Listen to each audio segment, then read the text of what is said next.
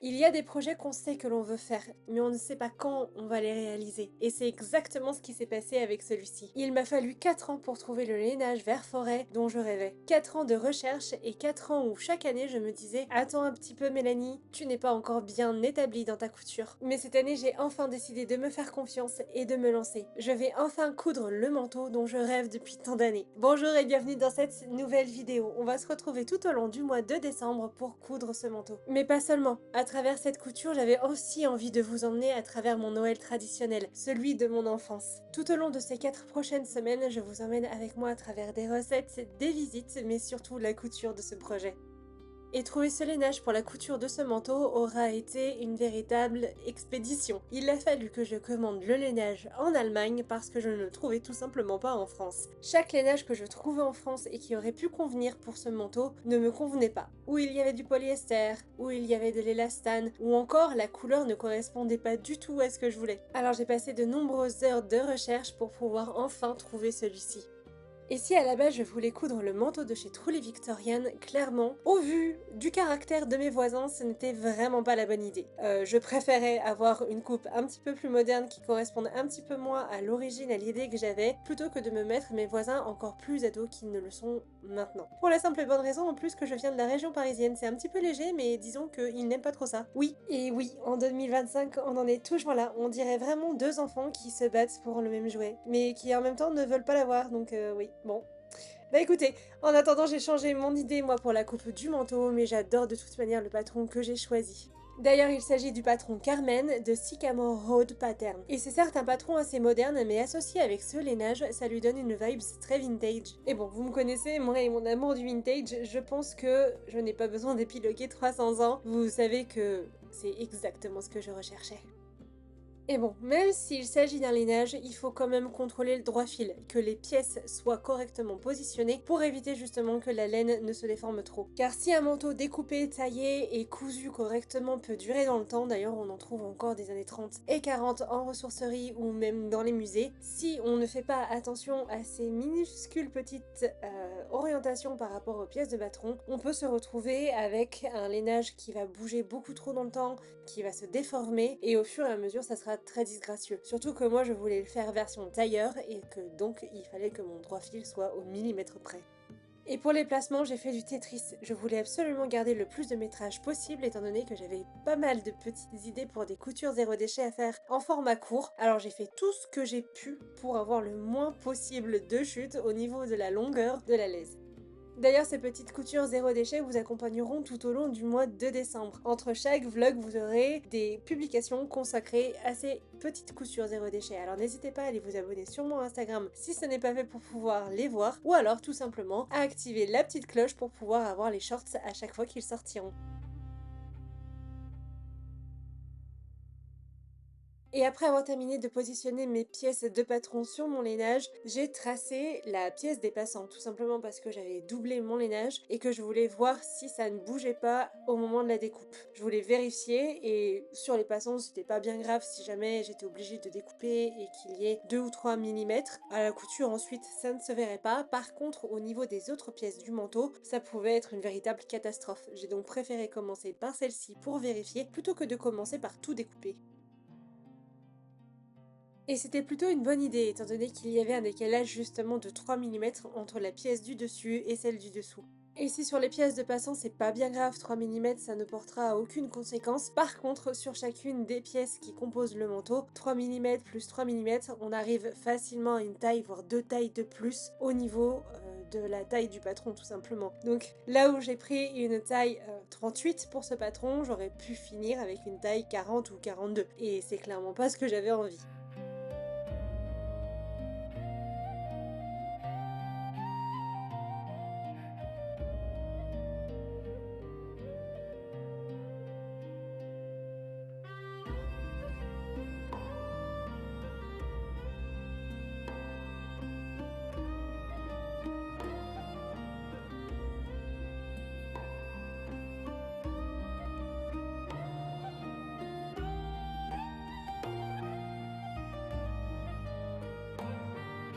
Et évidemment, la conséquence de ce décalage, c'est qu'il a fallu que je réouvre ma laise pour l'avoir tout simplement à plat et poser l'entièreté des pièces une à une plutôt que de les découper par deux. Et si j'aurais pu bâtir l'entièreté du lainage pour pas qu'il bouge et découper, au final ça m'aurait pris beaucoup plus de temps que d'avoir à tout refaire au niveau des placements de chacune des pièces pour les faire correspondre à mon droit fil.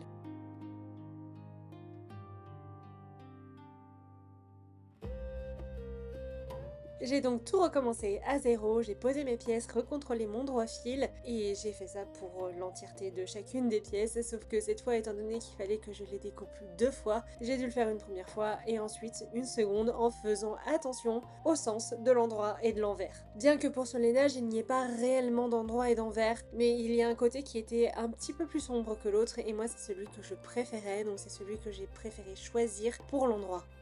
Et pour vous décrire la différence entre les deux couleurs parce que ça ne se voit pas très bien à la caméra, sur la face en vert ça ressemble à un vert bouteille, tandis que sur l'endroit c'est plutôt un vert forêt voire même un vert émeraude. Mais pas le vert émeraude français que l'on retrouve qui est très clair, le vrai vert émeraude, celui qui est profond et qui ressemble pour le coup à un vert forêt mais qui a une profondeur un peu plus marquée que le vert forêt que l'on peut retrouver en France. Et d'ailleurs, le choix des noms des couleurs en France est un véritable sujet. Pourquoi le verre bouteille est considéré comme du verre émeraude et le verre émeraude comme du verre bouteille? Il y a quelque chose qui ne va pas. Je pense qu'il y a un petit problème au niveau des noms des teintes parce que ça a été un véritable calvaire de réussir à trouver justement cette couleur-là de lainage en France, étant donné qu'à chaque fois que je tapais verre émeraude, je me retrouvais avec un bleu-vert ou quelque chose qui correspond pour le coup à du verre bouteille, mais qui était marqué comme étant du verre émeraude. Vous l'aurez donc compris, rien que le fait de trouver la bonne couleur aura été très compliqué.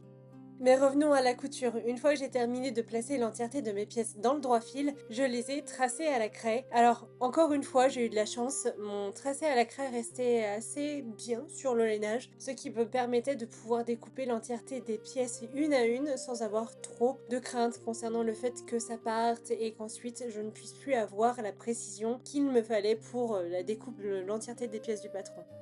Mais j'avais quand même un petit peu peur à la découpe des pièces, étant donné que je ne savais pas comment se comportait ce lainage. C'est un lainage que je ne connaissais pas, ce n'était pas un drap de laine, ce n'était pas non plus une laine vierge, et il était un petit peu plus fuyant que la laine vierge que j'avais cousue pour la walking skirt de ma maman. Mais en fait, ça s'est plutôt bien passé, par contre je n'ai pas laissé les pièces pendre, justement à cause de ça.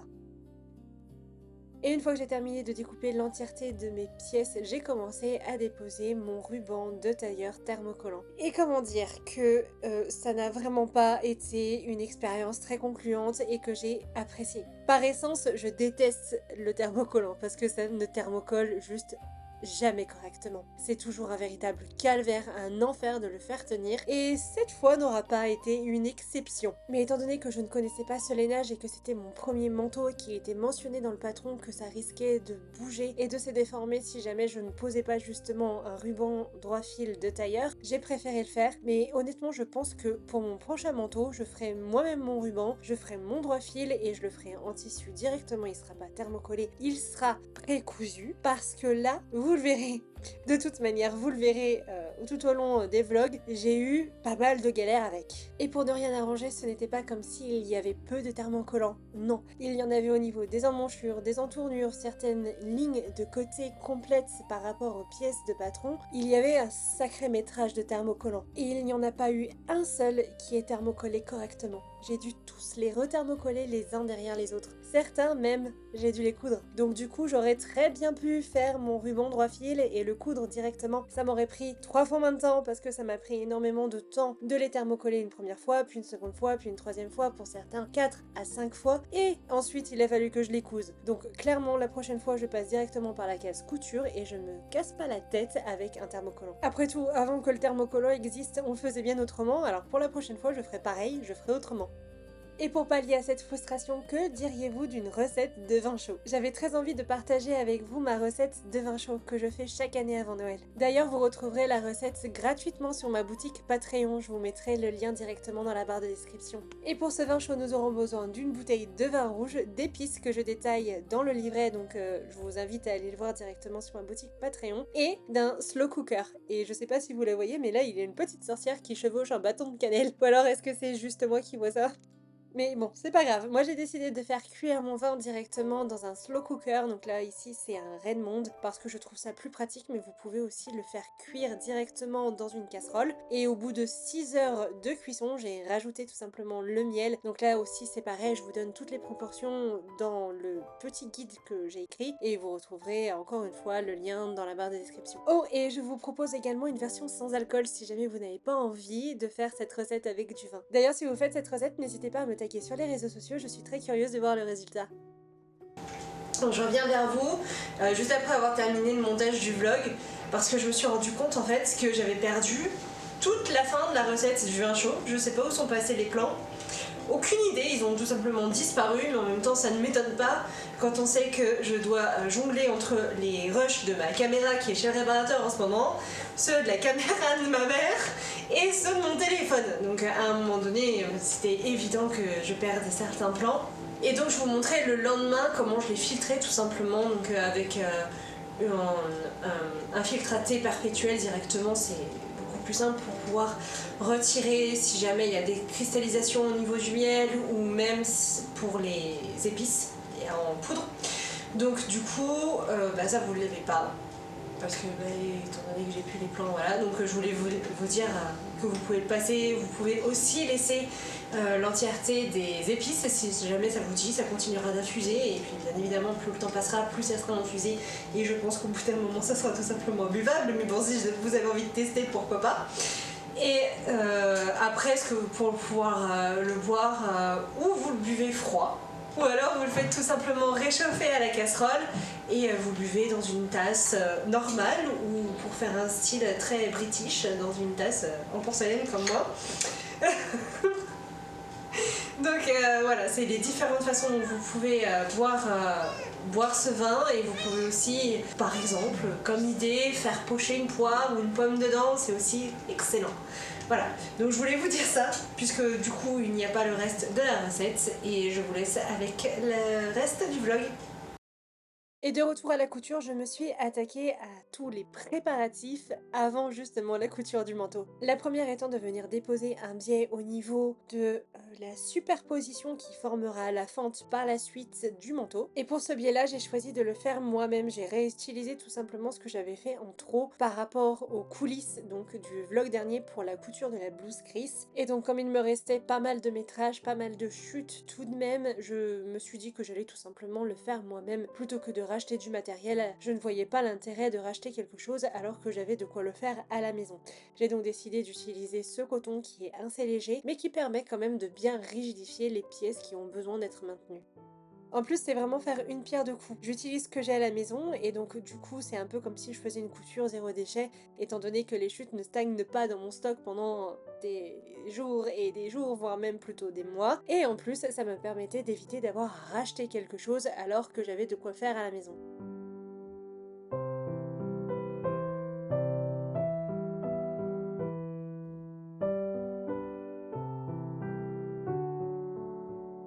Un cran au niveau du bas du manteau et ensuite cette espèce de petit V ou je sais pas trop comment l'appeler qui justement montre le début de cette fente par rapport au manteau.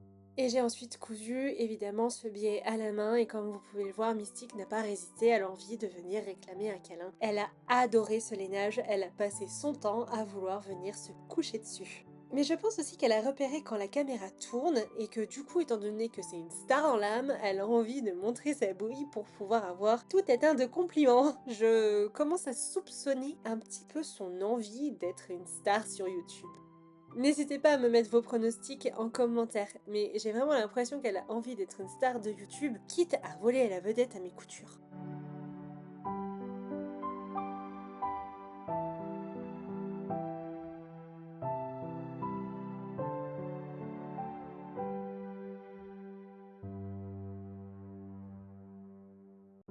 Et je vous avais promis un vlog qui me suit tout au long de cette couture, mais également dans mes traditions de Noël. Alors c'est parti, je vous emmène faire le sapin avec moi. Et afin que vous puissiez mieux voir le sapin, j'ai préféré le filmer tout simplement avec mon téléphone, la caméra était déjà en panne. Donc je vous ai filmé directement en format donc 9/16 pour être sûr que vous puissiez voir correctement et éviter d'être ébloui par la baie vitrée qu'il y a à l'arrière. Mais ne vous inquiétez pas, vous aurez aussi des plans en format vlog habituel. Et comme chaque année depuis toute petite, on met le disque de Noël d'Elvis Presley, donc avec toutes les chansons qu'il a enregistrées de Noël. C'était la tradition chez ma mère avec son père, donc mon grand-père, et c'est une tradition qui est perpétuée depuis ce moment-là. Et pour le thème du sapin, on est à la jonction entre le sapin victorien et le sapin forêt enchantée. On va donc retrouver des petits animaux, des bougies à titre de luminaire, ainsi que des décorations tartans, des stalactites, des flocons de neige, énormément de choses qui rappellent à la fois la nature, l'hiver et bien évidemment Noël, mais aussi le côté victorien avec les codes de couleurs victoriennes. Et franchement, moi je trouve que c'est le sapin parfait pour quelqu'un qui adore le vintage, l'ancien, et de toute manière c'est pareil pour toute la famille, donc de toute manière ça convient à tout le monde, et c'est un thème qui rassemble la famille autour de l'arbre de Noël chaque année. Et pour les plans en format vlog, j'ai tout simplement attendu qu'il fasse un peu moins beau, qu'il y ait moins de soleil, et donc du coup vous pouvez un peu mieux le voir maintenant dans son ensemble.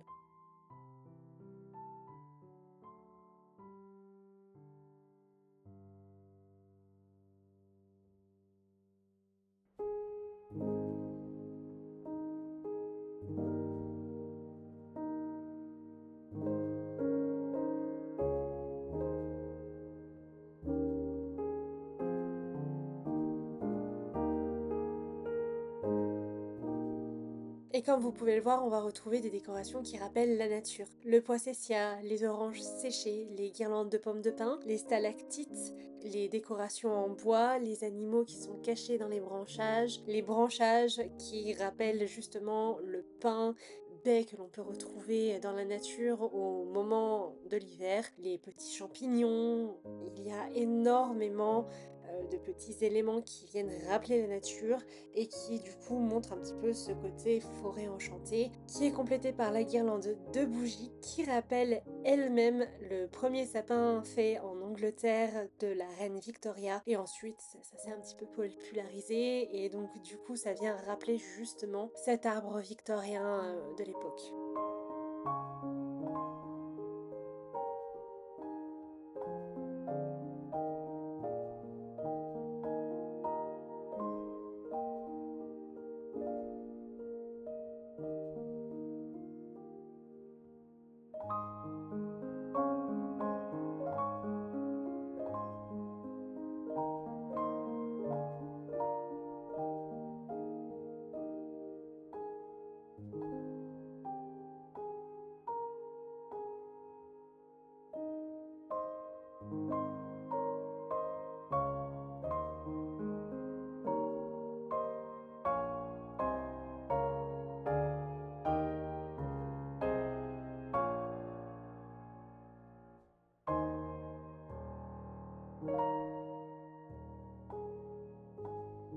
Et bon, je me suis dit que voir le sapin c'était très bien de jour, mais qu'il fallait également que je vous le montre de nuit. Alors c'est parti. Et je trouve que c'est surtout de nuit que les sapins sont les plus beaux. C'est là où ils sont les plus féeriques, où la lumière vient frapper sur certaines des décorations pour se réfléchir à l'intérieur et qui donne justement ce côté de forêt enchantée plus que de jour. Enfin, je ne sais pas, peut-être que ce n'est que moi. Dites-moi en commentaire, à quel moment vous préférez les sapins? Plutôt de jour ou de nuit?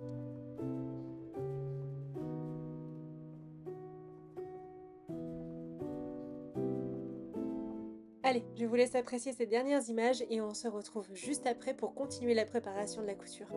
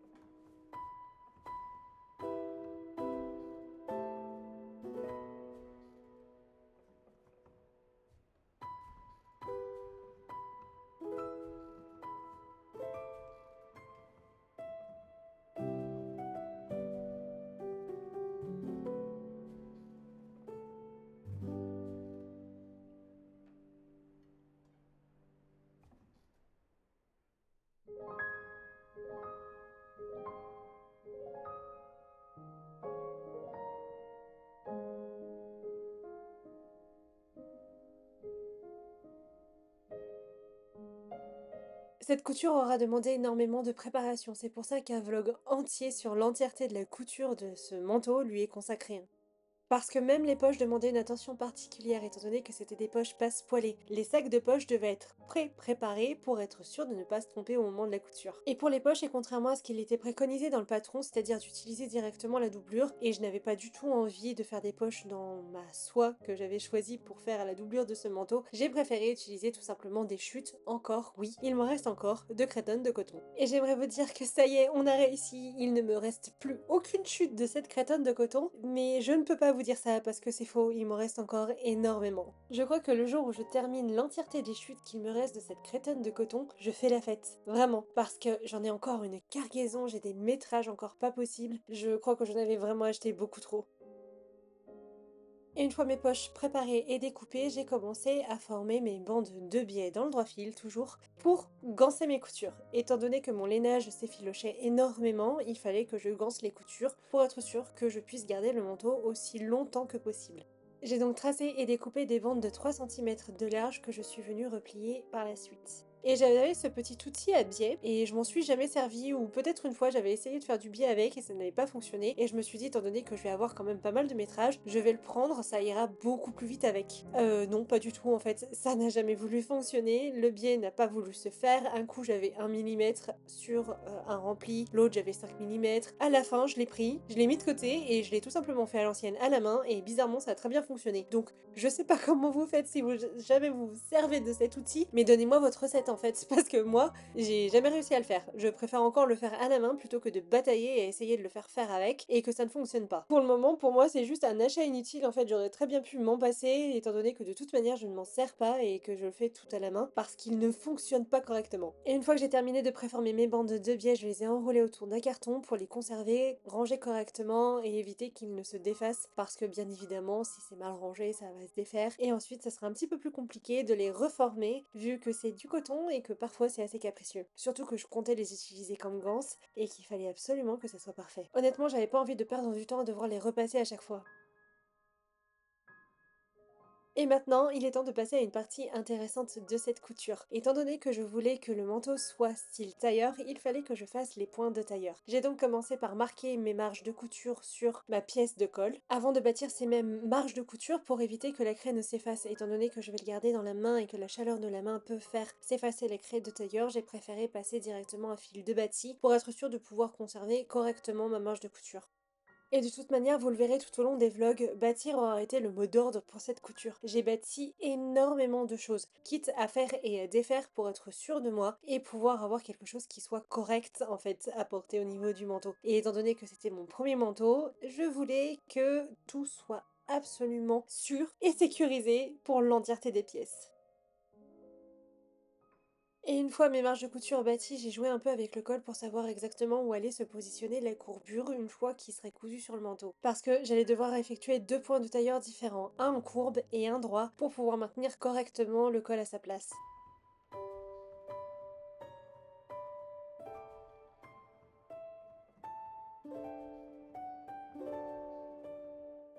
Et une fois satisfaite de ma forme, j'ai été chercher ma craie de tailleur et j'ai noté tout simplement l'arête qui vient déterminer la surface où je vais devoir faire le point de tailleur en cercle, en demi-cercle, demi-lune, appelez ça comme vous voulez, je n'ai pas le terme. À la base, je ne suis pas tailleur, j'avais vraiment envie de tester le tailleur comme ça avec les connaissances que j'avais apprises et acquises en lisant des livres et en regardant des vidéos sur internet. Donc voilà, c'est pas extrêmement bien détaillé niveau tailleur, mais c'est, disons, mi-tailleur, mi-flou, c'est très flou tout ça.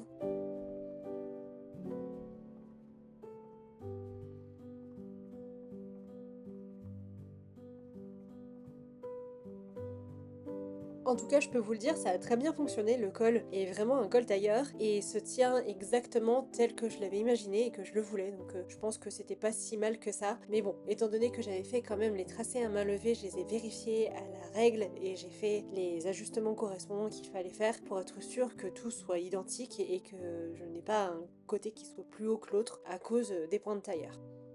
Et comme pour les marges de couture, j'ai bâti mes repères pour être sûr que la craie de tailleur ne s'efface pas avec la chaleur de ma main.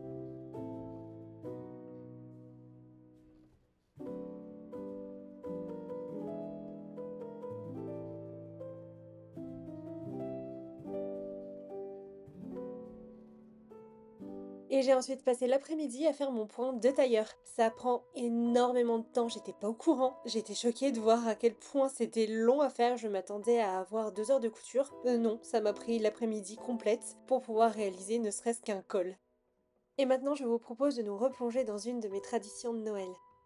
Chaque année avant les fêtes et depuis toute petite, nous écumons les magasins, les jardineries qui proposent des décorations de Noël. Pas nécessairement pour acheter, juste pour voir les belles décorations et les illuminations. Et cette année, ça a un peu été une pierre de coups, étant donné qu'il fallait que je dépose ma caméra en réparation. On en a profité pour faire les magasins de décoration de Noël, ou plutôt un seul magasin, étant donné que les autres magasins étaient fermés ce jour-là. Et moi j'ai craqué pour ces luminaires suspendus, d'ailleurs j'ai acheté l'étoile rouge.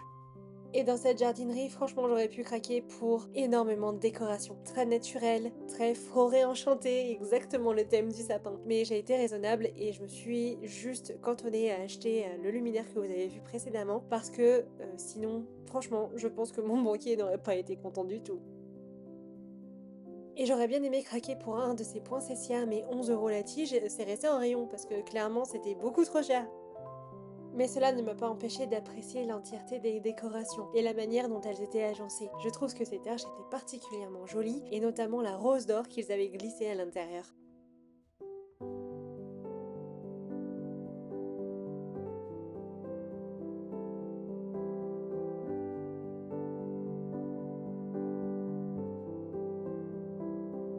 Et bien sûr, nous avons également fait un petit tour du côté des villages de Noël. Ces petites maisons toutes illuminées qui sont si jolies. D'ailleurs, les nouveautés de cette année font très campagne anglaise, et c'est exactement le thème du village que l'on a à la maison. D'ailleurs, ça aurait été un petit peu trop long de le mettre dans ce vlog-ci, donc je vous mettrai la vidéo du village de Noël que l'on a à la maison dans le prochain vlog. J'ai aussi beaucoup aimé ces branchages et ça aurait été vraiment canon dans le sapin, mais là aussi les prix étaient assez déraisonnables, donc c'est resté en rayon et je ne suis pas revenue avec. Et puis quelque part de toute manière, le sapin est assez garni, donc il n'y avait pas trop besoin de rajouter quelque chose. Et j'ai énormément adoré ces décorations chouettes et éboues qui m'ont fait penser à ma sœur, alors si tu passes par là, coucou, c'est pour toi. Et dans cette jardinerie, il y avait aussi un village provençal. Et c'est un petit peu, quelque part, les racines de ma famille du côté de ma mère. Étant donné qu'ils viennent de Marseille, forcément une crèche provençale et un village provençal fait vibrer un petit peu la corde méditerranéenne française.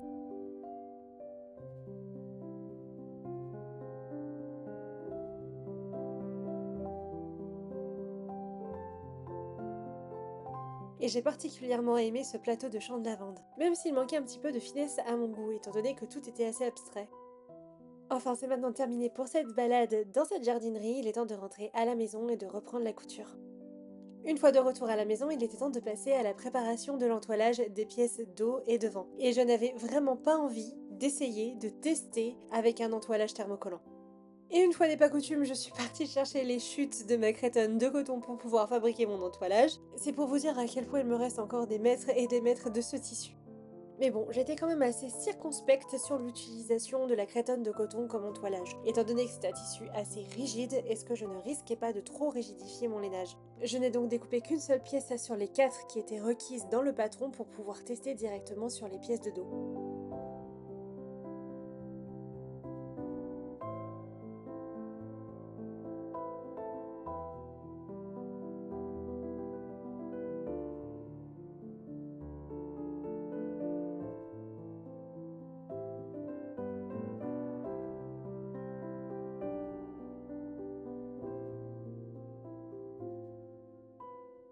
J'ai ensuite pris ma pièce de dos et j'ai posé mon entoilage dessus. Alors j'ai bâti, mais j'ai bâti un petit peu rapidement parce que je ne savais pas si j'allais le garder comme cela ou non et que je n'avais pas envie de faire un bâti qui resterait en place et qui serait un petit peu plus compliqué à retirer par la suite. Donc j'ai préféré faire un bâti assez lâche pour pouvoir le retirer assez facilement. Et puis de toute façon, étant donné que le point de bâti vient plus ou moins rigidifié de toute manière, je n'avais pas envie de fausser l'entièreté du test. J'ai donc préféré faire un large point pour éviter justement d'ajouter une rigidité supplémentaire. Et pour le second test, étant donné que j'avais quand même pas mal de chutes de coton de la blouse Chris, j'ai décidé de tester avec. C'était quelque chose qui était beaucoup plus fin, qui était un peu moins structuré, et je me suis dit que peut-être c'était la meilleure solution, contrairement à la crétonne. J'ai donc fait la partie gauche ou droite en crétonne et inversement en coton.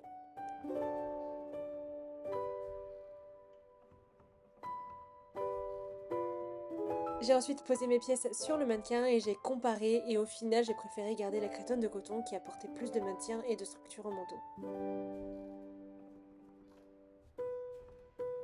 Et je vous repropose un nouveau saut dans les traditions de Noël de la famille avec la recette de la pompe à l'huile. Et cette fois c'est pas moi qui exécute cette recette, c'est ma maman, étant donné que c'est la sienne qui la tient de son grand-père et de son arrière-grand-père. Vous retrouverez d'ailleurs cette recette sur ma boutique Patreon, donc cette fois-ci ce sera une recette payante et non pas une recette gratuite.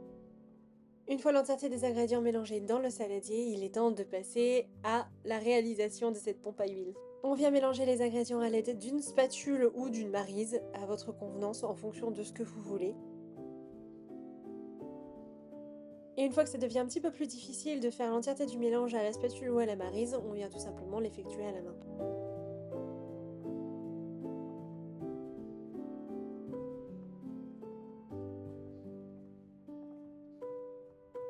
Une fois l'entièreté des ingrédients correctement incorporés dans la pâte, on la laisse reposer plusieurs heures.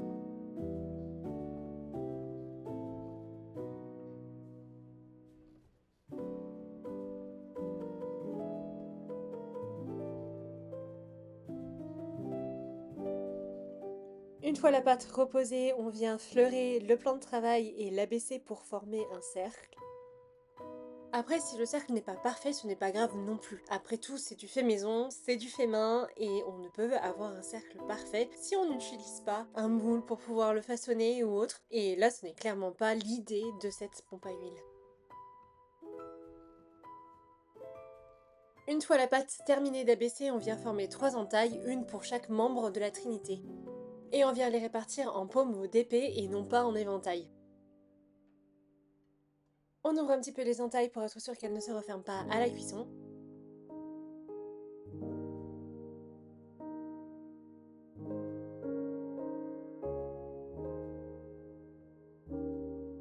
Puis on va laisser reposer la pâte sur la plaque quelques minutes avant de l'enfourner. Et voilà, la pompe à huile est cuite, maintenant il ne reste plus qu'à la badigeonner de fleurs d'oranger.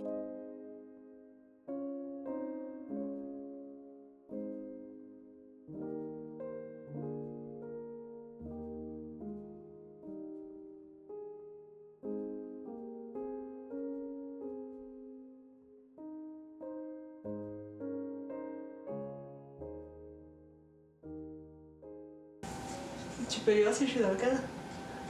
Du coup, on est obligé de faire ça. Bah, il n'y a pas de retour. C'est bon? Ouais, Et au niveau de la mise au point? c'est bon, c'est clair. Ok, bah non, tu... Par contre, tu bouges pas de là. Ouais, mais on va me voir là. Bah oui, c'est l'idée. Mais je suis moche. Mais non. Mais si. Alors, présente ce dessert traditionnel. Non, non, ah non, non, non, là ça marche pas comme ça, c'est toi qui vas le présenter, c'est le tien. Si, non, oui, j'espère que vous êtes d'accord avec moi, vous me direz dans les commentaires, mais c'est pas à moi de présenter quelque chose que c'est pas moi qui l'ai fait en fait, donc c'est toi qui vas le présenter. Donc, je vous présente la pompe à huile, qui est un dessert traditionnel du Noël provençal, qui fait partie des 13 desserts.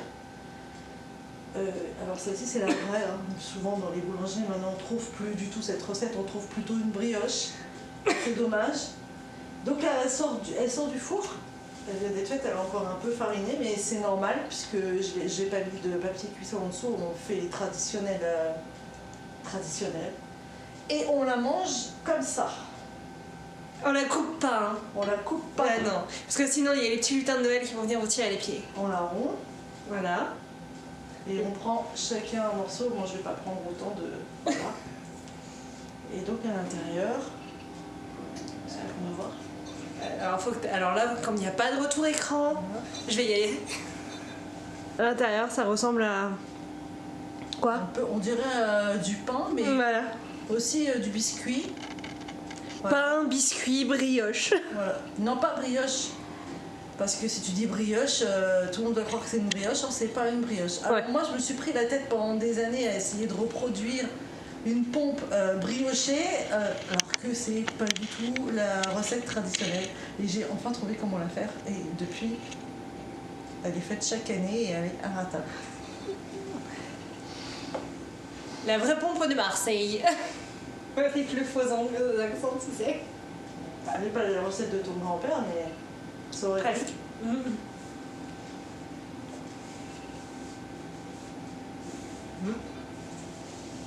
J'aurais mis un peu plus de fleurs d'oranger. Ouais, c'est ce que j'allais dire. Mais elle est bonne. Donc vous l'aurez compris, c'est le dessert de Noël et c'est celui qu'on mange nous tous les matins au 25. En même temps, la fleur d'oranger, elle se sent sur une pâte refroidie. Ouais, Là, elle c'est est vrai. encore tiède. Ouais. Voilà. Donc on vous dira ça, si finalement il manquait pas de fleur d'oranger.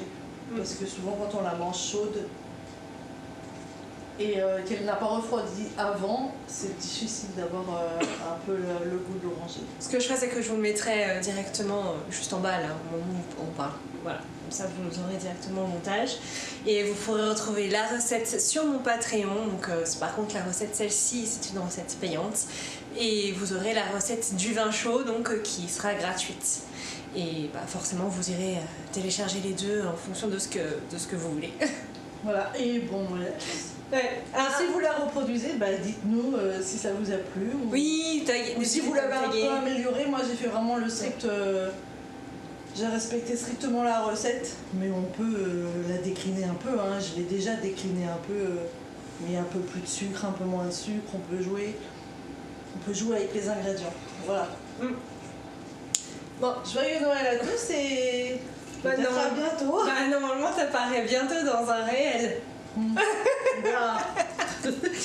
Bon, allez, moi je retourne à ma couture. Au revoir. Et de retour à la couture, j'ai tracé et découpé mes entoilages pour mes pièces de devant.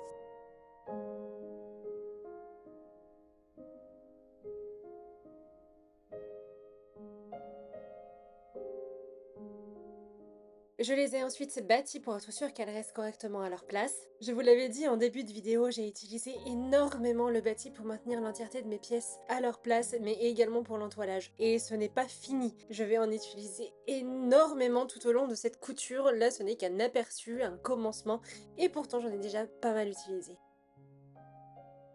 Et comme pour le col, j'ai marqué mes marges de couture pour pouvoir faire mon point de tailleur, étant donné que j'avais un point de tailleur à faire sur les rabats de col au niveau des pièces de devant.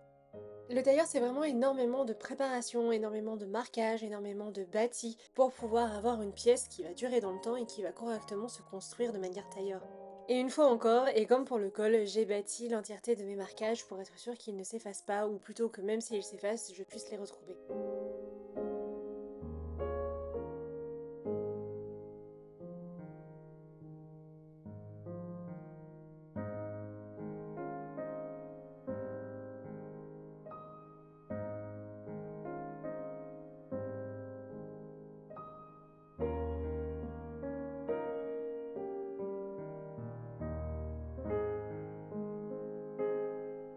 Et puis j'ai commencé à me poser des questions sur mon entoilage. Est-ce que ma pièce n'était pas trop entoilée? J'avais choisi la crétonne de coton, ça c'était sûr et certain, mais je trouvais que ça rigidifiait un petit peu trop à certains endroits au niveau de mes pièces de devant. Alors j'ai réfléchi et je me suis dit que j'allais peut-être devoir modifier certaines choses. Ok, alors voilà où j'en suis, j'ai arrêté de coudre les préparations parce que je me suis dit il y a vraiment quelque chose qui ne va pas. Au niveau du panneau de devant, donc normalement dans le patron il est dit de l'entoiler entièrement, mais je trouvais qu'il y avait quelque chose qui était vraiment bizarre parce que du coup le panneau il est ultra rigide et à l'arrière il est pas entoilé jusqu'en bas et donc ça posait un petit peu problème, donc je me suis dit c'est pas possible, il y a quelque chose qui va pas.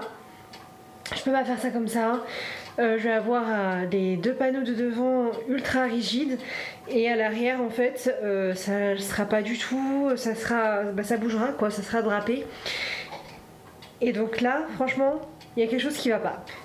Alors voilà, là quand je bouge ce panneau que j'ai pas encore retravaillé, c'est genre super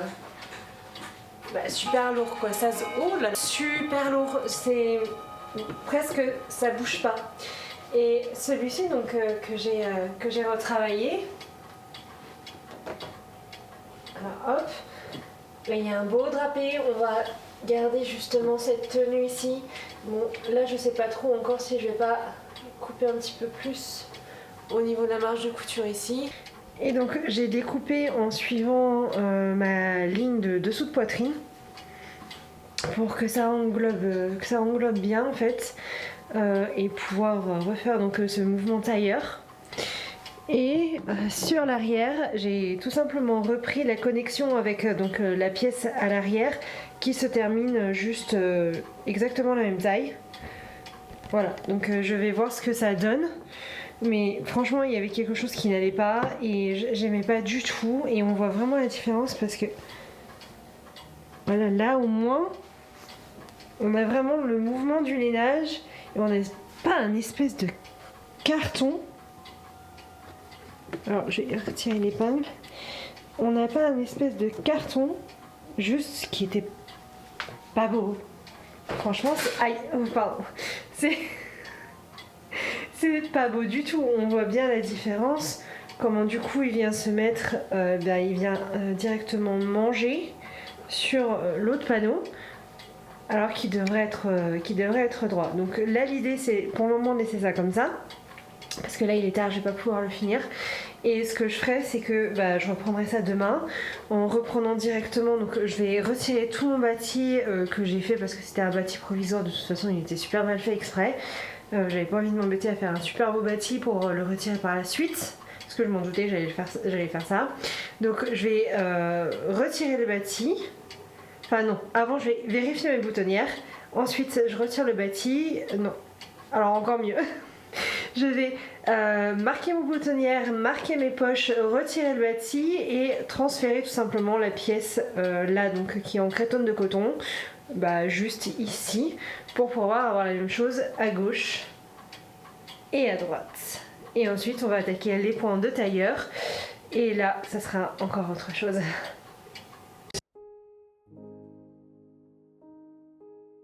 Du coup, le lendemain, j'ai commencé directement par m'occuper des modifications que j'avais à faire sur mes pièces de devant.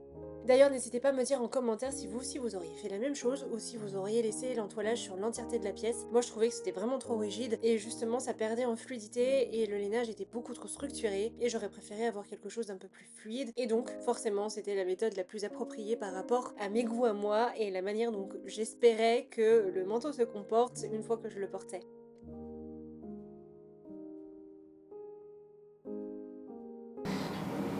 Voilà pourquoi je déteste l'entoilage. Je l'ai fait il y a 2 heures. Faut que je le refasse. Heureusement que ça sera pris dans la couture après parce que là franchement juste ça m'énerve. Ça m'énerve. Pourquoi je fais pas d'entoilage? Enfin, pas thermocollant. Et pourquoi là je me casse les pieds avec la crétonne de coton quoi. Allez, on recommence.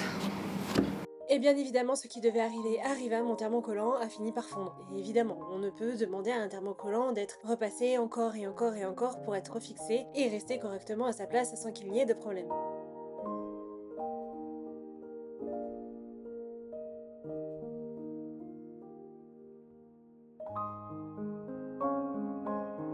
J'ai ensuite superposé la pièce que j'avais déjà repris le jour d'avant pour la refaire sur la pièce gauche ou la pièce droite, peu importe, et reprendre les tracés tout simplement pour pouvoir refaire 2 pièces identiques pour pouvoir les remettre, les rebâtir sur le lainage.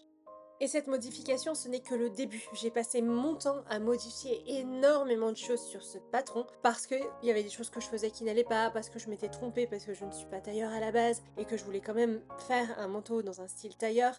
Et pour énormément de raisons, j'ai repris énormément de choses sur ce patron.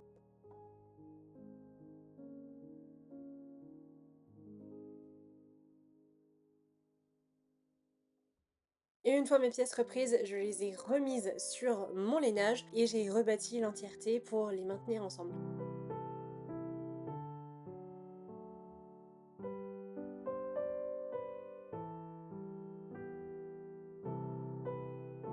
J'ai aussi renoté mes marges de couture étant donné que j'avais passé un coup de fer, ça s'était effacé, donc je les ai toutes renotées et rebâties également comme le col pour pouvoir faire mon point de tailleur.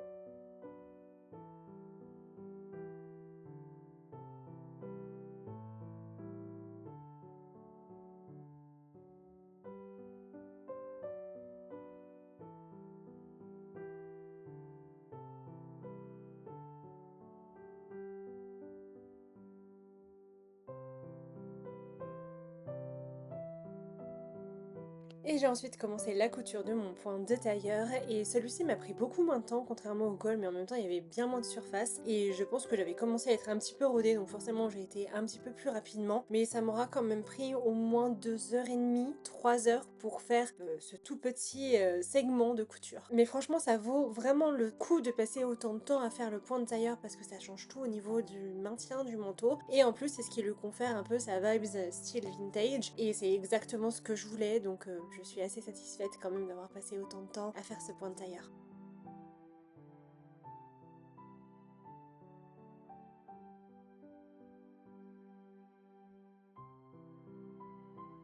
En tout cas, j'espère que cette première partie vous aura plu et moi je vous dis à la semaine prochaine pour passer à la couture du lainage.